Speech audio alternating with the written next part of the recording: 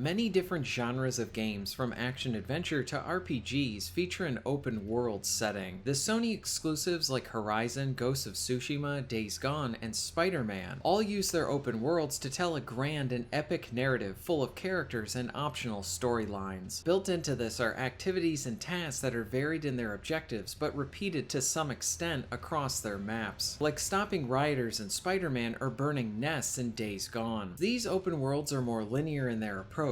It is a big space with plenty to do, and you always know your path forward. Ubisoft games take a similar approach with their Assassin's Creed series, but one of my favorites from them is Ghost Recon Wildlands. Ubisoft usually litters their map with lots to do with a checklist approach. Much of this is still featured in Wildlands, but with a non-linear design. You start out where the game is pointing you to the first story beat, but you can opt to ignore this completely and go anywhere on the map and choose which cartel leader to focus on first. Or maybe you find a car or helicopter and find new weapons and attachments to better your arsenal. You are never level gated or hindered for trying new approaches in Wildlands, and the non-linearity allows for the player to take even more personal ownership of the experience. Now, what if an open world provided you complete freedom with this non-linearity, while also not highlighting where you should go or even telling you where better weapons and equipment are, but instead have you come across them through actual exploration and discovery? The guidance is removed, and where you go and what you do is all factored into player choice. This means that every action turns into a personal decision, which in turn makes every victory and reward that much more satisfying. And Elden Ring is an excellent example of this design. To clarify, do not think that one open world design is better than another. In the right hands, each one of these can be really compelling, but true nonlinear design paired with the removal of modern AAA guidance in games means that this design path allows for a player to have more personal ownership with the exploration, and thus something uniquely rewarding to this style. Join me as we take some time to discuss what makes Elden Ring's open world so compelling.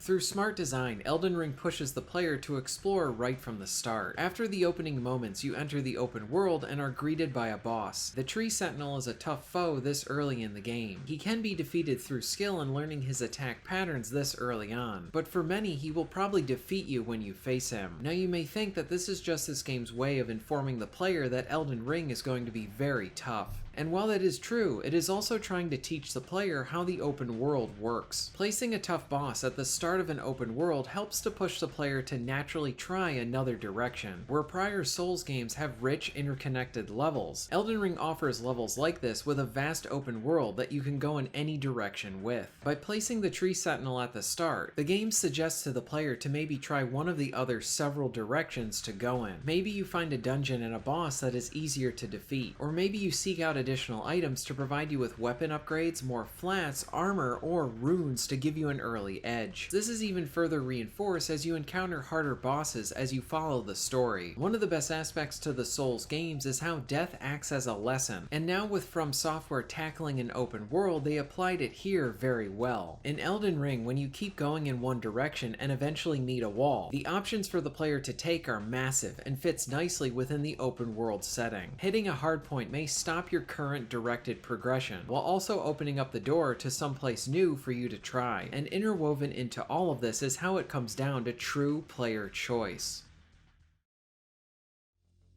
The nonlinear design paired with the lack of modern gaming guidance provides a very hands-off type of approach that leads to an incredible amount of rewarding gameplay. The nonlinearity comes from Elden Ring presenting its space, but never explicitly saying how you reach the end of the game or even where you need to go for the main story dungeons, or in some cases if you need to do story dungeons in a linear order. There's a lack of modern handholding to carefully guide the player from beginning to end. In this approach, Elden Ring allows for true player initiated exploration, along with a map that tells you what the land may look like from hills to bodies of water, but it never says here is a base or over here is an optional cave to complete. The game even provides you with marking options to set up your own system as a means to identify the map. Something else that factors into this is that you will become intimately familiar with much of this map, more so than in a game that offers the checklist type of design. Since you never really know what you're going to find on your journey, it allows you to really take in the game much more. I found myself carefully searching any place I could. Sometimes it would net me with nothing, whereas other times I could be greeted with a new item or dungeon to conquer. While the act of never really pointing anything out to you in a direct manner can be frustrating, it also means there's plenty of instances where you will stumble across something like a base, full of rich enhancement stones, enemies to defeat, and secrets to find. All of the places on the map are set by the developers, but how they present this to the player means that I feel like an explorer who found them and is exploring them for the very first time. The world itself is an interesting and varied looking one. While the narrative is not told in a traditional manner, each area and dungeon is full of nice touches that textures the game and makes you feel like you are playing through something that has a rich history. Since the exploration is presented in this non-linear hands-off manner, there is an addiction of sorts that kicks in once you start getting the swing of things. For example, if you choose to go in a certain direction and that leads you to a new area with a boss you're able to defeat that nets you with a unique item, you are going to actively want to go back on the road and find your next exciting spot. This is a handcrafted world that is a joy to explore.